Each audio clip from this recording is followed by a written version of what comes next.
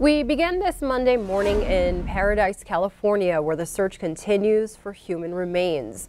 More than 75 people are dead and hundreds are still missing. Last night, residents of the Northern California town came together to remember the lives lost. Over the weekend, President Trump saw the devastation for himself and again suggested better forest management could prevent such disasters. In an interview that aired Sunday on Fox News, the president says he doesn't want to hear an audio recording from Jamal Khashoggi's final moments as the journalist was murdered at the Saudi consulate in Turkey. While CBS News confirmed the CIA has intelligence indicating the Saudi Crown Prince ordered the hit, no government agency has issued a definitive conclusion. And nearly 2 weeks after Election Day, the Senate race in Florida is finally over. A manual recount confirmed Republican Governor Rick Scott's victory over the incumbent Democrat Bill Nelson. Former Republican Congressman Ron DeSantis will succeed Scott as governor. His Democratic opponent, Andrew Gillum, conceded on Saturday, 2 days after a machine recount decided their race. Back here in Billings, the downtown house fire is under investigation that sent one person to the hospital. The fire was reported at 10:08 Sunday morning on the 200 block of Avenue C. According to the Billings Fire Department, heavy fire and heat damaged the exterior of the garage, 2 sheds, and a fence. An apartment above the garage was also damaged, along with the neighboring house. It was a person from the neighboring home that was taken to the hospital. The severity of their injuries was not released. Structure damages are estimated at $50,000. Another fire also resulted in injury over the weekend. This one happened Saturday evening on the 600 block of Samuel Court. Deputy Fire Marshal Tyrone Morgan tells Q2 an occupant in the apartment fled and asked neighbors to call 911.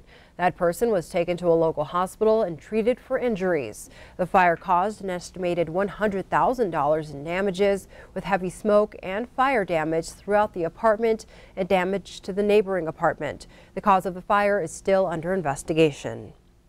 In Missoula, one person died Sunday after being shot by a police officer. Around 8:30 a.m., Missoula police responded to a report of a disturbance with a gun at a home.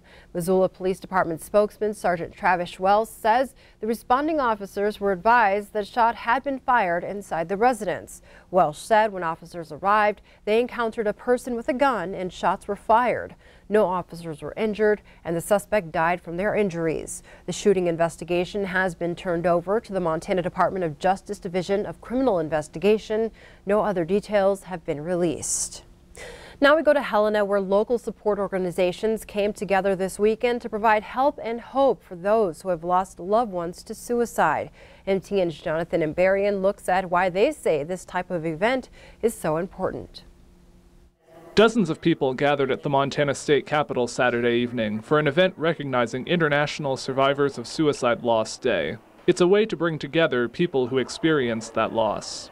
We don't need to do this by ourselves. We don't need to do this alone. This is the second year Helena area organizations held a Survivor Day event. Advocates say they saw a need to provide more support for survivors. They have a lot of questions. There's often a lot of guilt.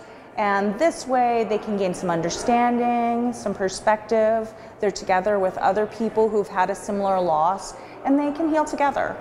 The event offered a variety of resources. Those in attendance asked questions and heard from others who have gone through grief. Dr. Tina Barrett, who runs Tamarack Grief Resource Center in Missoula, said it's important for anyone dealing with that loss to find their own way to cope. It's different for everyone. General rule of thumb, if it's not hurting you or someone else, it's probably okay. It's your journey. Luminaries were lit to honor those lost to suicide. Students from the Helena and Capitol High choirs closed the event with a performance.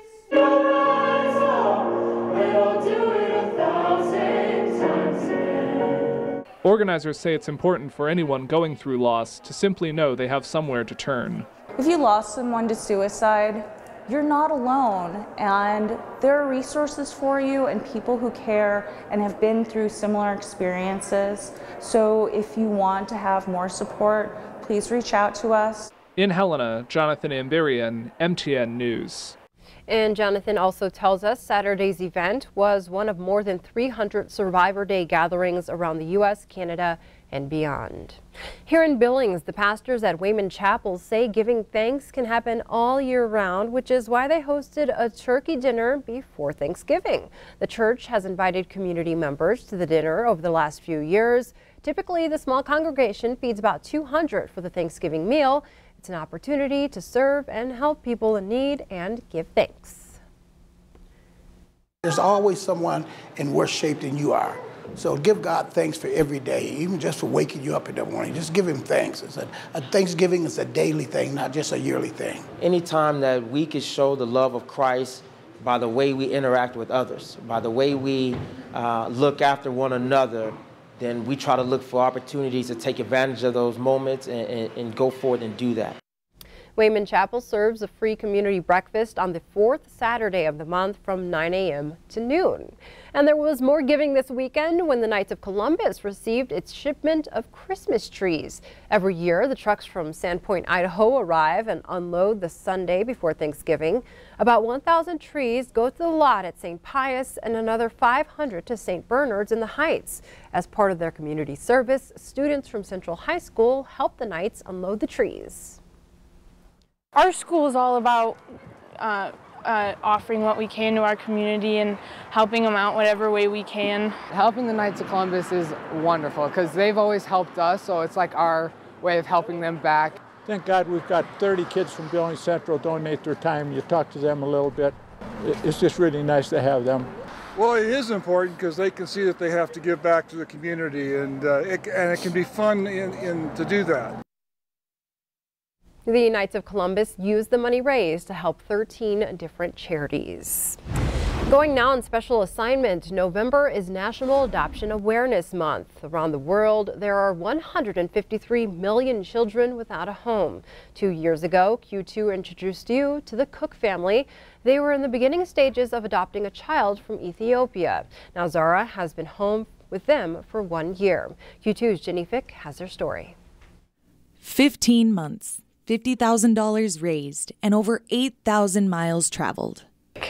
Disbelief and relief. It just felt like this thing that we would never achieve, and then all of a sudden we were traveling to Ethiopia and walking out of the orphanage with her. This is real, like this is real life, and she's a real human being, and it's not just a picture anymore. It's not just a feeling or a hope or a dream. We're bringing home our daughter. Bringing home a new child has its challenges. She was 3.5 when we brought her home and did not have a ton of language exposure in the orphanage at all. She really did not even speak Amharic. We're trying to communicate that she's safe and that she's loved, and we can do that with our actions, but it's important to do that with your words too. And she couldn't really understand that at all at first. But with a little time, love, and patience. We got her home, and you could see in her just the security of having a home where she was like, this is my home. Like, this is my house. We got to show her her bed. We got to show her her room and her toys. It has not been the easiest journey for us, but it has been so rewarding to coming home and being like, oh my gosh, we're so sleep deprived. She doesn't speak English. Does she even like us? To now just how well she fits into our family. We just feel like a unit. Now, Zara is in preschool, loves books, and loves her big brother. He's so patient with her. He's probably like her #1 teacher. They are inseparable. She follows him around. There's still those elements where he wrestles with her too hard, and he's 3 times her size, and but he just loves her so unconditionally. What they want people to learn from them. We are woefully underqualified to be parents of a little girl. But we feel like God has uniquely placed us in this situation. And I think that we would love for people to understand that even though they feel unqualified, it will all work out, and that they don't care where your expertise is at. They just want somebody to love them. Every single child, no matter where they're from or what color their skin is, deserves to have loving parents and a family who just loves them no matter what. In Billings, Jenny Fick, MTN News. And Evan and Larissa say they would love to share their guidance and advice with anyone who may be considering adoption.